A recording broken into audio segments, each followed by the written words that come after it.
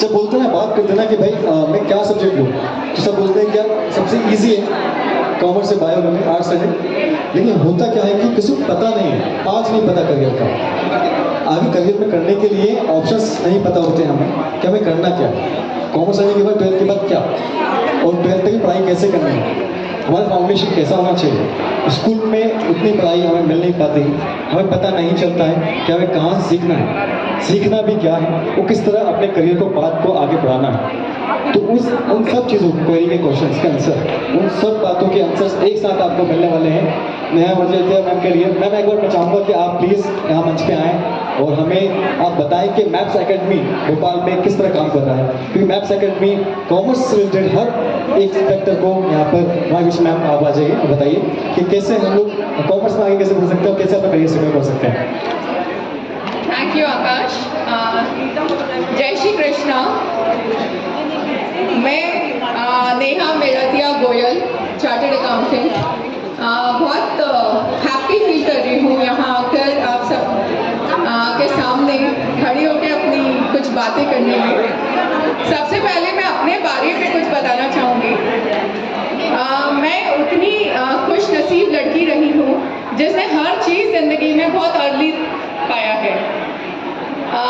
B it studies, मैंने CA का exam qualify कर लिया था जब I was quarter to 22। Be it marriage, I got married at the age of 21। And be it my professional career जो मैंने start कर लिया था बहुत early. And I am also mother of 2 kids, तो वो वाला पार्ट भी लाइफ में बहुत अर्ली हुआ। अब ये सब कहते हैं डेस्टिनी प्ले करती है, हम तो सिर्फ माध्यम बनते। तो इसी के साथ आप सबको बताना चाहूँगी कि क्यों मैंने मैप एकेडमी स्टार्ट करी। क्योंकि मुझे शुरू से ही ये नीड लगी थी कि जब मैं एजुकेशन खुद अपना परसीव कर रही थी, तो जो हमने पहले इतिहासों और ग्रंथों में देखा था कि रघुकुल रीत सदा चली आई, प्राण जाए पर वचन न जाए, ये सब चीज़ें कलयुग में हमें देखने को नहीं मिलती है। कलयुग में तो वादे किए ही तोड़ने के लिए जाते हैं। तो सतयुग की एक अच्छी चीज़ जो गुरुकुल हुआ करता था, वो चीज़ की मुझे ज़रूरत फील हुई जब मैं सीए क्वालिफाई हुई सन 2012 में। मैंने देखा कि एक गुरु और एक शिष्य का जो संबंध सतयुग में था वो कलयुग में कुछ घूम सा गया है। हेलो। और यहाँ पर एजुकेशन शिक्षा का व्यापार बहुत ही जोरों शोरों से चल रहा है। उस अर्ज ने मुझे मजबूर करा कि मैं अपने माध्यम से जितने ज़्यादा से ज़्यादा बच्चों को एक गुरुकुल की सेवा दे सकूं, वो मैंने शुरुआत करी। और जैसे आप सब जानते ही हैं, हाँ सर, खरीद लिया, ले लिया, ले लिया। एक टीचर और एक बालक दुनिया बदलने की ताकत रखते हैं। उसी के साथ मैंने मैप एकेडमी को सन 2013 में स्टार्ट कर दिया था। आज उस एकेडमी के 10 वर्ष पूरे हो चुके हैं। एंड इन 10 वर्षों में बहुत ही कुछ मैंने सिखाया और उससे कहीं ज़्यादा सीखा, और उन्हीं चीज़ों को शेयर करना चाहूँगी आपका बहुत ही कम समय लेकर। जो मेरी लाइफ का जो मैंने निचोड़ समझ सकते हैं अभी तक का, it's a long way to go, but अभी तक जो सीखा कि आप मेरा सक्सेस मंत्र क्या है। अगर आप अपनी लाइफ में 3 चीज़ें मेरा मानना है फॉलो कर लें तो आप बहुत जल्दी सक्सेसफुल हो सकते हैं। TDS के नाम से आज ही मैंने एक वुमेन एम्पावरमेंट सेलिब्रेशन चल रहा था, वहाँ माया महेश्वरी मैम ने इस बारे में मुझे बताया और मुझे लगा मुझे आप सबसे शेयर करना चाहिए यहाँ पर। TDS का मंत्र आप फॉलो करिएगा। T stands for time management. अगर हम लाइफ में ये कहते हैं कभी भी किसी भी चीज़ को लेकर कि मैं लाइफ में ये इसीलिए नहीं कर पा रहा हूँ क्योंकि मेरे पास टाइम नहीं है, तो आप किसी और को नहीं, सबसे ज़्यादा अपने आप को ही झूठ बोल रहे हैं। It's about prioritising your priorities. अगर आप अपनी लाइफ में प्रायोरिटाइज कर लें और टाइम मैनेजमेंट कंसेप्ट को फॉलो करें तो आप हर वो चीज़ कर सकते हैं जिसके लिए अभी तक आप कहते आ रहे हैं कि मेरे पास समय नहीं है। दूसरा मंत्र है डेलीगेशन। आपको हर जगह खुद कूदने की आदत है, स्पेशली फीमेल्स के लिए मैं कहूँगी। एक प्रॉब्लम है हम फीमेल्स के साथ, घर में अगर दूध उबल रहा है, हम ड्राइंग रूम में बैठे हैं, हमारे पतिदेव वहाँ पानी पी रहे हैं, तो अभी हम ही उठ के भौंकते हैं। पता नहीं या भरोसा नहीं है कि वो स्विच बंद करेंगे कि नहीं, बट हमें डेलीगेशन डेडिकेशन करना चाहिए उन चीज़ों का जो हम कर सकते हैं, ताकि हम अपने लिए समय निकाल सकें और अपने वर्क के लिए। तीसरा मेरा सक्सेस मंत्र जो है वो है सिंसियरिटी।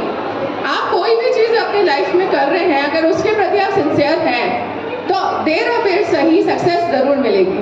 और सिंसियरिटी इंसान मुझे पूछता है, मैं एजुकेशन में हूँ कि मैम ये कैसे आती है, तो बस सही जगह होने से आ जाती है। अगर आप गलत प्रोफेशन में हैं तो आप उसके प्रति कभी सिंसियर नहीं हो सकते। आज अगर कोई मुझे कहे पेंटिंग करो मैम, तो मेरा पेंटिंग क्योंकि कप ऑफ टी नहीं है तो मैं उसके लिए 4 बजे नहीं उठ सकती। बट अगर कोई मुझे कहे कि नेहा मैम आपको कल क्लास लेनी, नोट्स बनाइए, तो शायद मैं 3:45 बजे से उठ के बैठ जाऊंगी। तो सिंसियरिटी का संबंध सीधे आपके राइट करियर को परसीव करने से होता है, बी इट आप होम मेकर ही क्यों ना हो। कोई अगर होम मेकर है और वो वर्क प्लेस में बैठी है, जिसका मन घर में लगा हुआ है, तो इसका मतलब उनका पैशन नहीं है, वो मजबूरी में काम कर रहे हैं। तो sincerity comes only when you are able to find your dream properly. इसके बाद मैंने सोचा था आप लोगों से कुछ फेमस लोग के बारे में बताऊंगी जो मेरे को इंस्पायर करते हैं। जैसे कि प्रियंका चोपड़ा जी का 3 दिन पहले फेसबुक पे एक स्टेटस था कि इंडिया में फर्स्ट टाइम एक फीमेल एक्टर को सेम पे मिला है मेल एक्टर जितना। इसका मतलब कितनी बड़ी बात है कि हम आज इस मुकाम पे आ रहे हैं कि जेंडर इनइक्वालिटी को हम खत्म करने की पहल कर रहे हैं। और जेंडर इनइक्वालिटी खत्म जिस दिन होगा उस दिन शायद इंडिया को आगे बढ़ने से कोई नहीं रोक सकता, क्योंकि फीमेल के अंदर तो 9 रूप होते हैं और मेल के अंदर एक ही रूप होता है।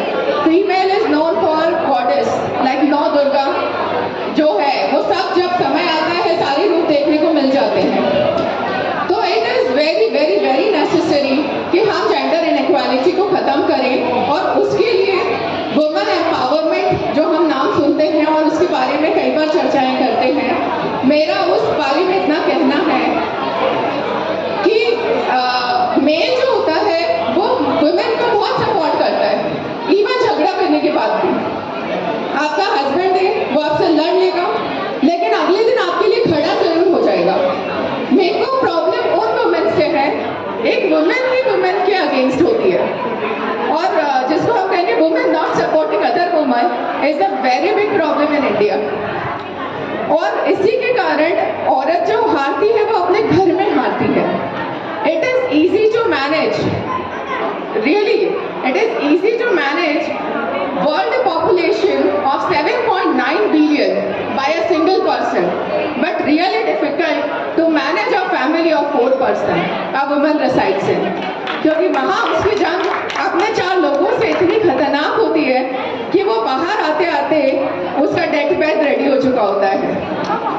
कई बार फीमेल्स को रोका जाता है, आप ये मत करो वो मत करो, और मेरा रिक्वेस्ट हर वो फीमेल से है कि आपके रिलेशन में आपकी बहू हो, आपकी बेटी हो, आपकी पड़ोसी हो, कोई भी आपको अवसर मिलता है फीमेल को सपोर्ट करने का, तो जिस दिन एक फीमेल दूसरी फीमेल की सखी बनेगी तभी हमारा इंडिया नंबर 1 देश बनेगा।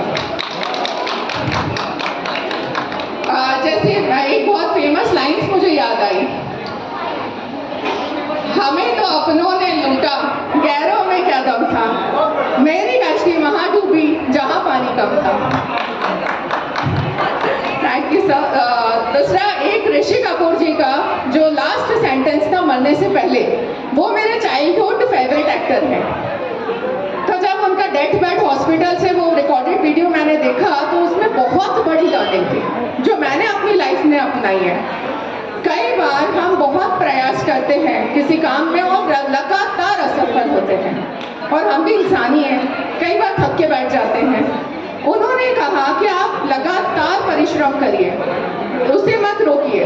जिस दिन किस्मत नाम का तारा चमकेगा उस दिन आपको अजूबा क्रिएट करने से दुनिया में कोई नहीं रोक सकता। तो मैंने तो अपनी लाइफ में अपना लिया, क्योंकि एक फेज मेरी भी जिंदगी में आया जब मैं लोगों के साथ हंस रही बोल रही थी, नॉर्मली खाना खा रही थी, एक्सरसाइज कर रही थी, लेकिन मुझे बाद में रियलाइज हुआ कि वो 2-3 साल में साइलेंट डिप्रेशन में भी थी। तो ये साइलेंट डिप्रेशन कैसे पता चलता है?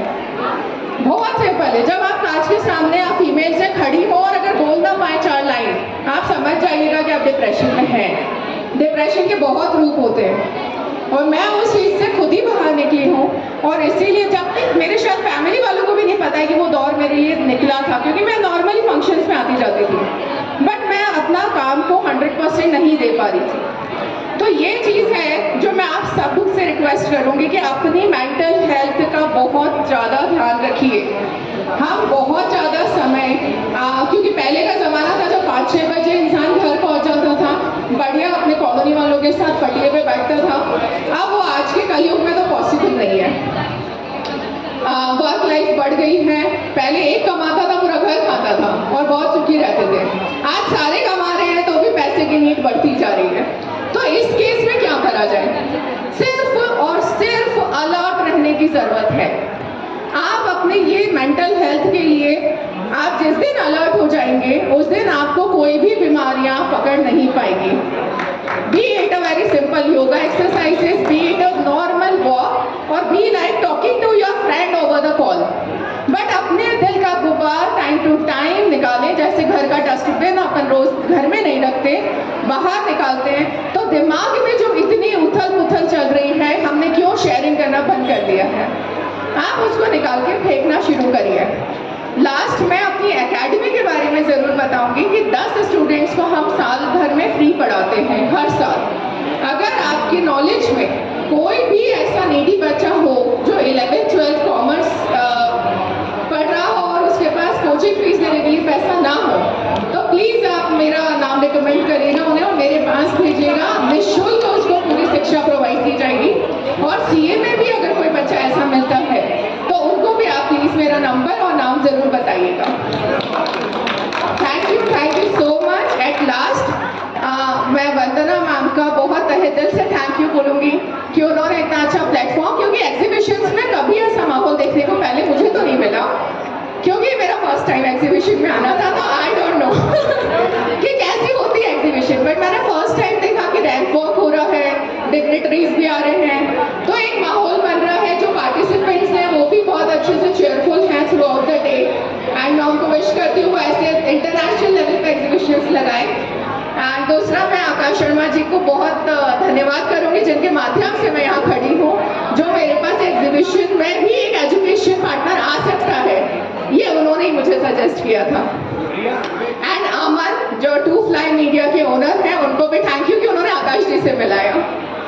और आप सबको बहुत बहुत बहुत सारा प्यार और ब्लेसिंग्स कि आप अपनी लाइफ में कभी भी अगर आपको लो फील हो तो आप सिर्फ एक चीज़ ध्यान रखिएगा जो अमिताभ बच्चन जी ने बोला था। उनसे किसी ने, जब वो बहुत संघर्ष के दिनों में थे, तो वो किसी के पास गए, उन्होंने कहा भाई मेरा संघर्ष खत्म ही नहीं हो रहा है, ये क्या प्रॉब्लम है, संघर्ष खत्म क्यों नहीं हो रहा? तो उनने अमिताभ बच्चन जी को बोला आपको पता है हरिवंश राय जी बच्चन की कविता है जिसका शीर्षक है, जिसकी पंक्तियां भी है कि जब तक जीवन है तब तक संघर्ष है। तो आप कभी अगर ऐसे दिन का वेट कर रहे हैं जिस दिन आपकी लाइफ में प्रॉब्लम नहीं आएगी, तो आप कल्पना ही कर रहे हैं। प्रॉब्लम तो आएगी, उस ऊपर वाले परमात्मा से आप सिर्फ डिमांड करिए उस प्रॉब्लम को निपटने के लिए स्ट्रेंथ, और वेलकम करना सीख जाइए प्रॉब्लम को। जैसे चट्टान बन जाता है तो वो पानी और पत्थर की मार से नहीं डरता। अपने आप की लाइफ में जितनी ज्यादा प्रॉब्लम आ रही है उतना ज्यादा समझना कि मैं गॉड का फेवरेट किड हूँ, क्योंकि रबड़ में मजबूती नहीं होती जितनी लोहे में होती है।